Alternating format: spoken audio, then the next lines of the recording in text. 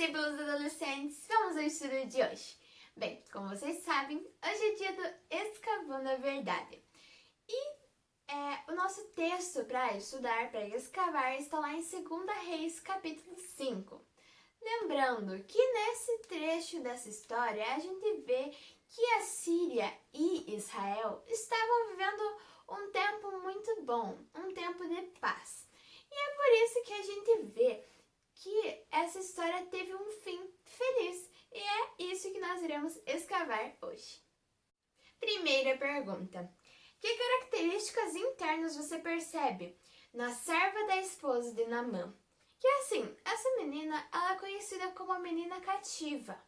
Ou seja, ela foi tirada da sua família, tirada da sua terra, e por isso ela poderia ficar com raiva, com muito rancor, assim, ali o senhor dela estava passando por um problema e ela sabia como solucionar. E ela tinha isso nas mãos dela. Ela tinha a solução do problema do senhor dela nas mãos dela. Ela podia, com aquele rancor, aquela raiva de ser tirada do lugar dela, ficar quieta e deixar que ele se resolvesse e acontecessem coisas maiores. Mas não, ela repartiu todo esse amor que ela tinha por Deus com Naamã, que não conhecia. Segundo personagem, em Naamã. Naamã, ele era uma pessoa boa, uma pessoa que buscava, era um servo muito fiel ao seu rei. Só que assim como Paulo nos diz, ele diz que tudo acontece para o bem daqueles que amam a Deus. Ou seja,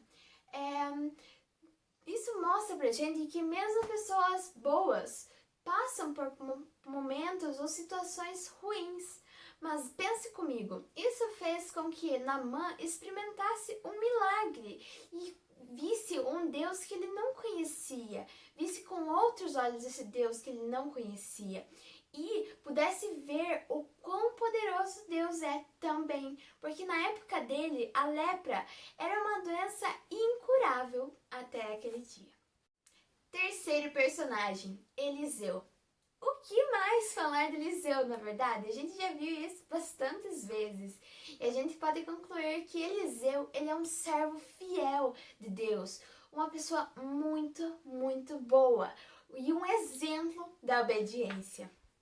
Pensa comigo, Eliseu, ele escolheu servir a Deus e até o último dia da sua vida, ele não se afastou da obediência que ele tinha por Deus.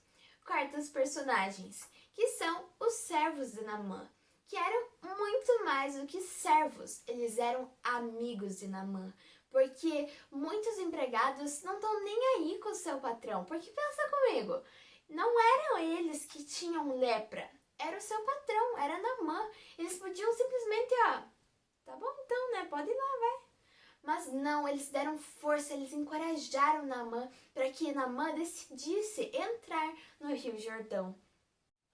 E o último personagem, Geazi. Bem, Geazi não foi uma pessoa muito boa, ou podemos trocar a frase. Ele definitivamente não servia para ser um profeta, porque assim, ele não tinha as características de alguém que estava buscando ser um profeta. Ele era no mínimo, avarento, porque ele só se importava com o dinheiro. Talvez o Deus dele fosse o dinheiro. E ali na história está claro que ele fez a escolha errada. E foi por isso que a lepra que era de Naamã passou para ele, e não só para ele, mas para sua família toda. Última pergunta. Se essa história fosse transformada num filme, que título você daria? Bem, eu tive algumas ideias aqui com a minha mãe, só que a gente concluiu que a ideia dela teve mais lógica, que é assim, a vida dá voltas. Porque pensa comigo, a menina cativa teve uma reviravolta na vida dela, a vida dela foi transformada. Naamã teve a vida transformada igualmente. E também Geazi, ele teve a vida transformada. Tá certo que alguns para mal e outros para bem, mas esse nome seria o ideal. O tempo passa, mas o interior das pessoas não muda. No fundinho, elas têm as mesmas características que os personagens dessa semana.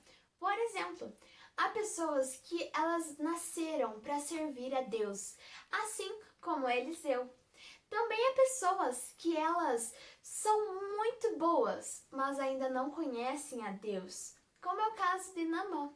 Também há pessoas que estão aqui para dar um exemplo bom, para testemunhar do amor de Deus, assim como a menina cativa. Mas há pessoas que se dizem cristãos, se dizem os melhores cristãos, mas no fundo, não são cristãos verdadeiros. Enfim, em qual desses tipos você mais se encaixa? A decisão é sua. Vamos orar? Querido Deus, pedimos, Senhor, para que nós possamos ser bons cristãos e assim que nós possamos dar um bom testemunho às pessoas. Em nome de Jesus é que pedimos. Amém. Tchau, gente. Até amanhã.